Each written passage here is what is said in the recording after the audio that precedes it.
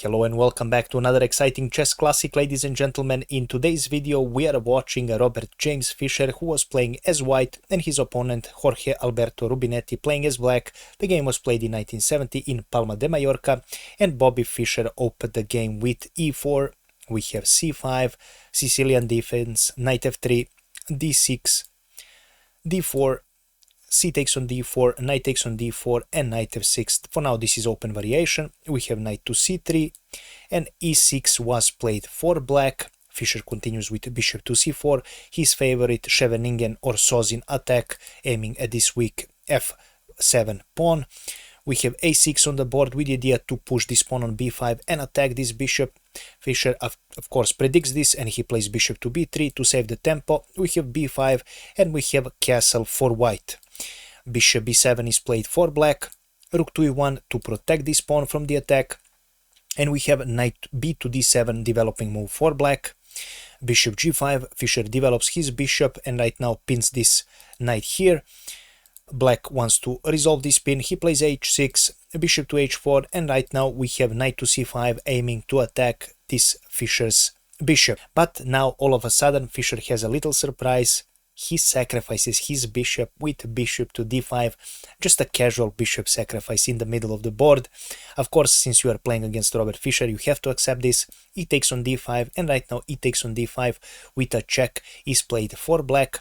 In this position, he decided to play a king to d7, although after e takes on d5, bishop e7 was the worst option here, because right now you have bishop takes on f6, and after g takes on f6, we have a knight to f5 here with very difficult position, and there is no way to defend this bishop. Also this pawn is weak, and also there is a check here on g7 with possible queen invasion on h5, so this is a completely lost game for black. If he decided to do so rightly, he decided to play king to d7, which is the best move, and after b4 the fun begins. Knight goes on a4, knight takes on a4, b takes on a4, and right now we have c4 for Bobby Fischer, continuing his attack, and right now discovering this attack on this pawn. We have king to c8 for black, queen takes on a4, and right now black wants to offer a queen trade since white sacrificed his bishop. Of course Fischer refuses, he plays queen to b3. We have g5 on the board attacking this bishop, bishop to g3, and right now knight h5.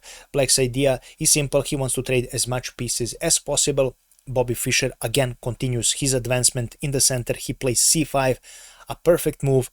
D takes on c5, b takes on c5, and right now queen takes on d5 is played for black, and black is hoping that Fischer will accept this trade and he can be relaxed finally, but of course Fischer doesn't do that, and he plays rook to e8 check.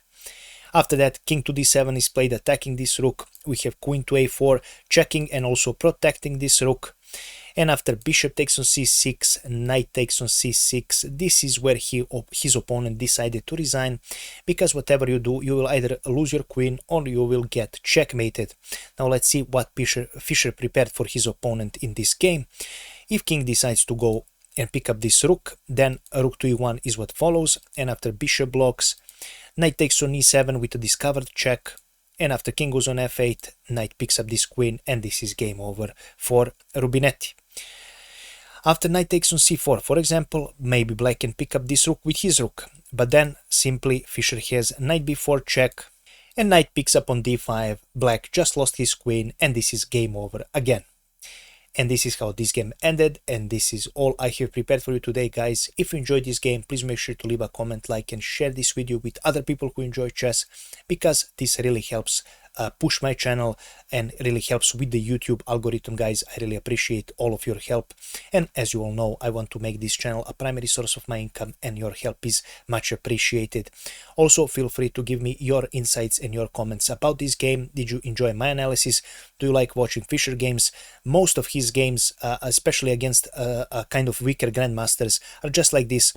a pure tactical genius on the board, exploiting every site of weakness that he can spot on and exploiting it until the end, until some crazy tactical strike or a spectacular victory in his style.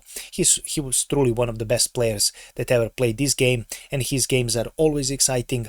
Also, feel free to comment if you have anything else, of course, and we will see each other in the next video, guys. I really appreciate all of your support. Have a nice evening. Bye bye.